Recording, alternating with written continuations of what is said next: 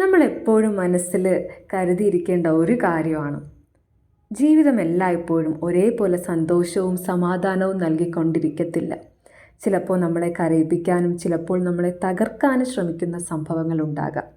അത്തരമൊരു അവസ്ഥയിലാണ് ഡിപ്രഷൻ നമ്മെ എത്തി നോക്കുന്നത്. ഡിപ്രഷൻ വന്നാൽ മനസ്സിന് ഭാരമേറും. എന്നെക്കൊണ്ടൊന്നും ചെയ്യാൻ കഴിയില്ല, എനിക്ക് ജീവിക്കേണ്ട കാര്യമില്ല എന്ന തരത്തിലുള്ള ചിന്തകൾ ഉയരും. ശരീരത്തിന് ക്ഷീണവും മനസ്സിന് നിരാശയും ഉണ്ടാകും. പക്ഷേ ഓർമ്മിക്കുക, ഇത് നിങ്ങളുടെ അവസാനമല്ല, ഇത് വെറും ഒരു ഘട്ടം മാത്രമാണ്.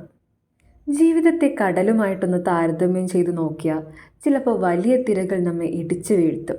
പക്ഷെ തിരകൾ വന്നാലും കടൽ ശാന്തമാകുന്ന സമയം പിന്നെയുണ്ട്. അതുപോലെ നിങ്ങളിപ്പോൾ കടന്നു പോകുന്ന വേദനയ്ക്കും ഒരവസാനം തീർച്ചയായും ഉണ്ടാകും. പ്രധാനപ്പെട്ട കാര്യം, നിങ്ങൾ ഒരിക്കലും ഒറ്റയ്ക്കല്ല. ഡിപ്രഷൻ ഉണ്ടാകുമ്പോൾ നമ്മൾ പലപ്പോഴും ഒറ്റപ്പെട്ടവരായി തോന്നും. എൻ്റെ വേദന ആരും മനസ്സിലാക്കുന്നില്ല എന്ന ഭാവം വരും. എന്നാൽ യാഥാർത്ഥ്യം അതൊന്നുമല്ല. ലോകമെമ്പാടുമുള്ള ലക്ഷക്കണക്കിന് ആളുകൾ ഡിപ്രഷനെ നേരിടുന്നവരാണ്.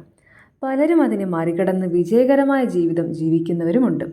ഓർമ്മിക്കുക, നിങ്ങൾ അനുഭവിക്കുന്ന വേദനയിൽ നിങ്ങൾ ഒറ്റയ്ക്കല്ല. ഡിപ്രഷനിൽ കഴിയുമ്പോൾ വലിയ കാര്യങ്ങൾ ചെയ്യാൻ കഴിയില്ലെന്ന് തോന്നാം. പക്ഷേ ചെറിയ കാര്യങ്ങൾ പോലും വലിയ കരുത്ത് നൽകും. ഇന്ന് രാവിലെ കിടക്കയിൽ നിന്ന് എഴുന്നേറ്റോ, അതൊരു വിജയമാണ്. ഒരാൾക്കിപ്പോൾ സംസാരിക്കാൻ കഴിഞ്ഞോ, അതൊരു നേട്ടവും. ഇന്നത്തെ ദിവസം കഴിഞ്ഞ് രാത്രിയിൽ ഉറങ്ങാൻ പോകുന്നുണ്ടോ, അതൊരു വലിയ വിജയമാണ്. ചെറിയ ചുവടുകൾ ചേർന്നാണ് വലിയ യാത്രകൾ പൂർത്തിയാകുന്നത്. നിങ്ങളുടെ ശരീരം നിങ്ങളുടെ സുഹൃത്താണ്. മനസ്സിൻ്റെ ആരോഗ്യം ശരീരവുമായി ബന്ധപ്പെട്ടിരിക്കുന്നുണ്ട്. 20 മിനിറ്റ് നടന്നാൽ പോലും മനസ്സിന് വലിയ ആശ്വാസം ലഭിക്കും. ധ്യാനം, പ്രാണായാമം, യോഗ എല്ലാം മനസ്സിൽ സമാധാനം വളർത്തും. ശരിയായ ഭക്ഷണം, മതിയായ ഉറക്കം, ഇതൊക്കെ മനസ്സിനെ പുതുക്കും. ശരീരത്തെ കരുതുക എന്നത് പറയുന്നത് അത് മനസ്സിനെ കരുതുന്നത് തന്നെയാണ്. എല്ലാത്തിനുമുപരി ചിന്തകൾക്ക് മേൽ നിയന്ത്രണം കൊണ്ടുവരിക. ഡിപ്രഷൻ വരുന്നവർക്ക് നെഗറ്റീവ് ചിന്തകളാണ് കൂടുതലായി വരാൻ സാധ്യത. എനിക്കൊന്നും ചെയ്യാൻ കഴിയില്ല എന്ന് പറയുന്നിടത്ത് അതിന് പകരമായിട്ട് ഞാൻ ശ്രമിക്കാം, മെച്ചപ്പെടാം എന്ന് പറയുക. എൻ്റെ ജീവിതത്തിന് അർത്ഥമില്ല എന്ന് പറയുന്ന സ്ഥാനത്ത് എൻ്റെ ജീവിതത്തിന് പുതിയ അർത്ഥം കണ്ടെത്താം എന്ന് ചിന്തിക്കണം. ചിന്തകളുടെ ദിശ മാറ്റുമ്പോൾ ജീവിതത്തിൻ്റെ ദിശയും മാറും. അടുത്ത കാര്യം എന്ന് പറയുന്നത്, ചിലർ വിചാരിക്കും എനിക്ക് ഡിപ്രഷൻ വന്നാൽ അത് ഞാൻ തന്നെ കൈകാര്യം ചെയ്യണമെന്ന്. പക്ഷേ യാഥാർത്ഥ്യം അങ്ങനെയല്ല. ഒരു സുഹൃത്തിനോട് തുറന്ന് സംസാരിക്കാം, കുടുംബാംഗങ്ങളോട് പങ്കുവയ്ക്കാം, ആവശ്യമെങ്കിൽ ഒരു കൗൺസിലറെയോ സൈക്കോളജിസ്റ്റിനെയോ കാണാം. സഹായം ചോദിക്കുന്നത് ഒരിക്കലും ദുർബലതയല്ല, അത് വലിയ ധൈര്യം തന്നെയാണ്. നമ്മുടെ മനസ്സിനെ ഒരുപാട് സ്വാധീനിക്കാൻ കഴിവുള്ള ഒന്നാണ് ആത്മീയത. മിക്കപ്പോഴും പ്രാർത്ഥന, ധ്യാനം, ആത്മീയ ഗ്രന്ഥങ്ങൾ വായിക്കൽ, ഇവയെല്ലാം മനസ്സിന് വലിയൊരു ശക്തി നൽകും. പ്രകൃതിയോട് സമയം ചിലവഴിക്കുന്നത്, മരങ്ങളുടെ പച്ചപ്പും പക്ഷികളുടെ പാട്ടും കടലിൻ്റെ തിരകളും നോക്കിയിരിക്കുന്നത്, ഇവയിലൊക്കെ വലിയൊരു ചികിത്സാ ശക്തി ഒളിഞ്ഞു കിടക്കുന്നുണ്ട്.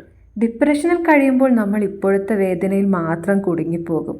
പക്ഷേ ജീവിതം ഇന്ന് മാത്രമല്ല, നാളേക്കുമുണ്ട്, മറ്റന്നാളുമുണ്ട്. ഇന്നത്തെ വേദന നാളത്തെ കരുത്തായി മാറും. ഇന്നത്തെ കണ്ണീർ നാളത്തെ പുഞ്ചിരിക്ക് വഴിയൊരുക്കും. പിന്നൊന്ന്, നിങ്ങൾ തന്നെയാണ് നിങ്ങളുടെ കഥ എഴുതുന്നത്. നിങ്ങളുടെ ജീവിതം ഒരു പുസ്തകമാണെങ്കിൽ ഇപ്പോഴത്തെ ഡിപ്രഷൻ വെറും ഒരു അധ്യായം മാത്രമാണ്. പുസ്തകം ഇവിടെ അവസാനിക്കുന്നില്ല. മുന്നിൽ ഇനി എഴുതാനുള്ള നിരവധി പേജുകൾ ബാക്കിയുണ്ട്. ആ കഥ എഴുതാനുള്ള പേന നിങ്ങളുടെ കൈകളിലാണ്. ഓരോ രാത്രിക്കും ശേഷം ഒരു പുലരി വരുന്നതുപോലെ നിങ്ങളുടെ ജീവിതത്തിനും പുതിയൊരു തുടക്കം കാത്തിരിക്കുന്നുണ്ട്. ഡിപ്രഷൻ നിങ്ങൾക്കുള്ള അവസാനമല്ല, അതൊരു പുതിയ അധ്യായത്തിൻ്റെ ആരംഭം മാത്രമാണ്. അടുത്തൊരു കാര്യം കൂടി പറഞ്ഞ് നമുക്ക് നിർത്താം. ഡിപ്രഷൻ നിങ്ങളെ പരീക്ഷിക്കുന്ന ഒന്നാണ്, തകർക്കാനുള്ള ഒന്നല്ല. അതിനെ തോൽപ്പിക്കാൻ നിങ്ങൾക്ക് കഴിയും. കാരണം നിങ്ങളിൽ തന്നെ വലിയൊരു കരുത്തുണ്ട്. ഒരിക്കലും കൈവിടരുത്. ചെറുതായെങ്കിലും സന്തോഷം ആഘോഷിക്കുക. സഹായം തേടാൻ മടിക്കരുത്. ആത്മവിശ്വാസത്തോടെ മുന്നോട്ട് പോകുക. ജീവിതം ഇപ്പോഴും നിങ്ങളെ കാത്തിരിക്കുന്നുണ്ട്, നിങ്ങളുടെ സ്വന്തം പുഞ്ചിരിയോടും പുതിയ സ്വപ്നങ്ങളോടും കൂടി.